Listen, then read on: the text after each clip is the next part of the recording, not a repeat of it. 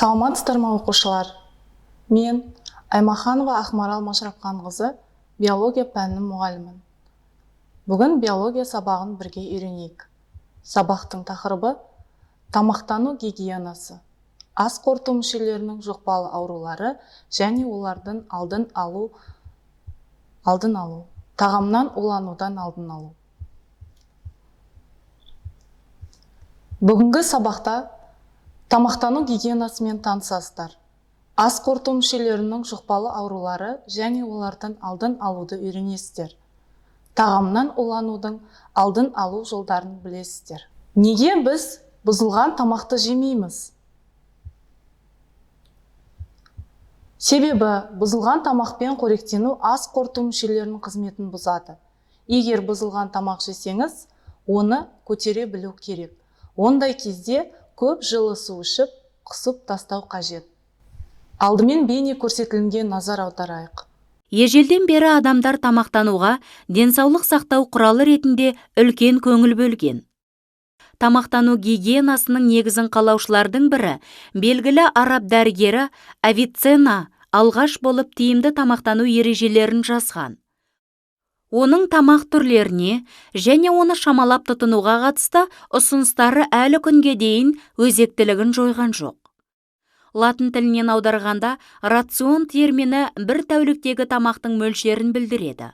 Ал рационалды деген сөз орынды, дұрыс дегенді білдіреді. Тамақтану ағзаның энергетикалық шығындарын толтыратын болса, және оның пластикалық заттарды қажетсінуін қамтамасыз ететін болса, сондай-ақ құрамында тіршілік әрекетіне қажетті дәрумендер, макро, микро және ультрамикро элементтердің барлығы тағамдық талшықтар болса, тиімді деп саналады. Амин қышқылдардың, дәрумендердің, минералды тұздардың жекеленген азық-түліктердегі жетіспеушілігі тамаққа әртүрлі өнімдерді пайдаланумен толтырылады. Балалар мен жас өспірімдерге ашығуға және толыққанды тамақтанбауға тыйым салынады. Ол бұлшық еттерінің, оның ішінде жүрек бұлшық еттерінің кішіреюіне әкеледі. Бойдың өсуі мен дамуын тоқтатады. Адамның физикалық және ақыл-ой қабілеті төмендейді. Иммунитеттің төмендеу салдарынан инфекциялық ауруларға шалдығу жиілей бастайды. Артық тамақтану рациондағы майлардың, әсіресе жануарлар майының көбеюі семіздікке әкеледі.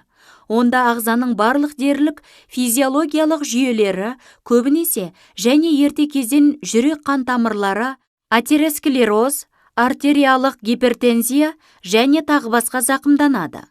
Семіз адамдардың арасында ауруға шалдығу арық адамдарға қарағанда 75% жоғары. Әртүрлі себептерге байланысты өлім-жітім семіздер арасында әсіресе 40-45 жаста жиірек. Орта және егде жаста арық болу ұзақ өмір сүруге және тіршілік қабілетіне қолайлы болып келеді. Сіздер көрген бейне көрсетілімге қосымша мәліметтер бере кетейін. Дұрыс тамақтану міндетті түрде үйлестірілген болуы керек және құрамында барлық қажетті қоректік заттар болуы тиіс. Тамақтану рационын құрастыру барысында дұрыс тамақтанудың негізгі қағидаты, жынысы, жасы және кәсібіне байланысты бейімделу қажет. Осы сипаттамаларға сәйкес келетін тамақ рационы ағзаның дұрыс дамуының, өсуінің және қызмет етуінің кепілі болып табылады. Негізгі тамақтану рационы ағзаның тіршілігін сақтау үшін қажетті қоректік заттардың жиынтығы болып табылады. Балалардың тамақтану рационы ересек адамдардың тамақтану рационынан ерекшеленеді. Жас баланың ағзасында өсу және дамумен байланысты өте маңызды өзгерістер жүріп жатады. Сондықтан балаларға ересектерге қарағанда нәруыз өнімдерінің мөлшері көбірек қажет. Дүниеге жаңадан келген нәресте үшін қажет тәуліктік нәруыздің үлесі 1 кг массасына 3,5 грамды құрайды. Бұл мөлшер уақыт өте келе азайып, шамамен 15 жас кезінде 1 кг дене массасына 2 грамды құрайды. Балалар мен жас өспірімдердің дұрыс тамақтануы олардың денсаулығын нығайтып, дене және ой қабілетінің дамуына мүмкіндік береді.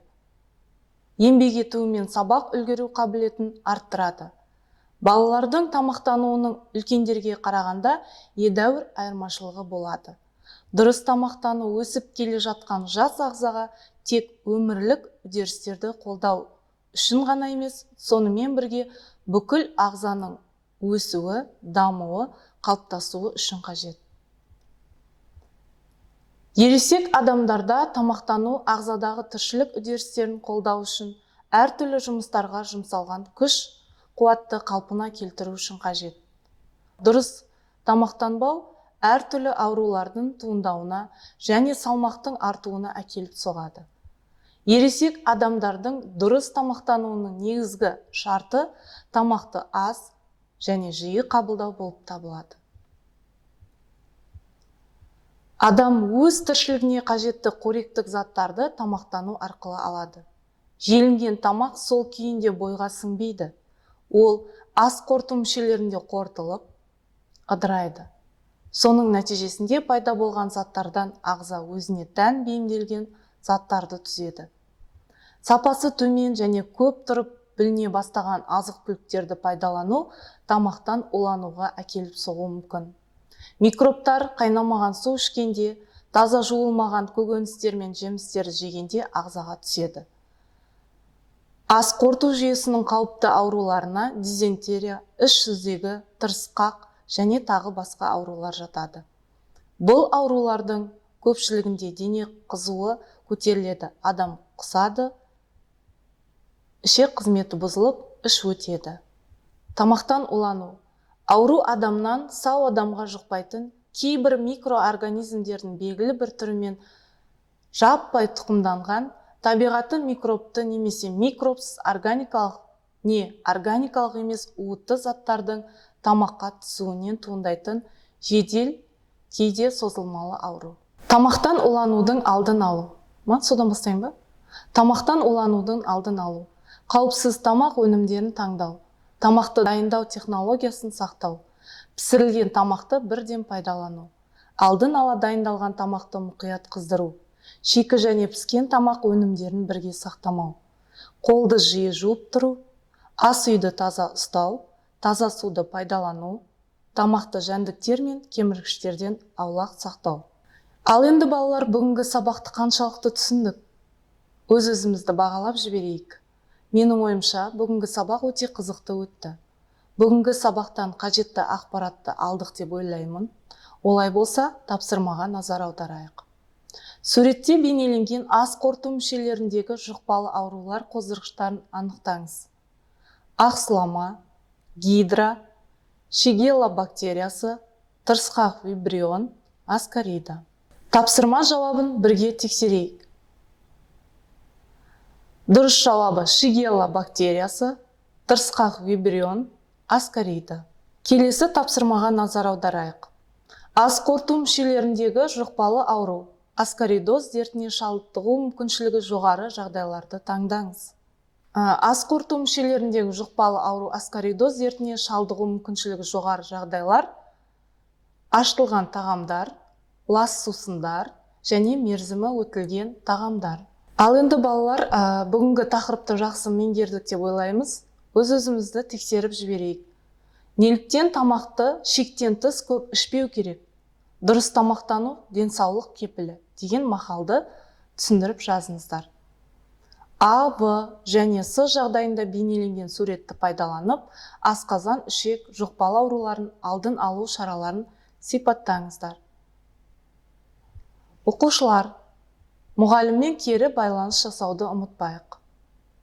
Сау болыңыздар.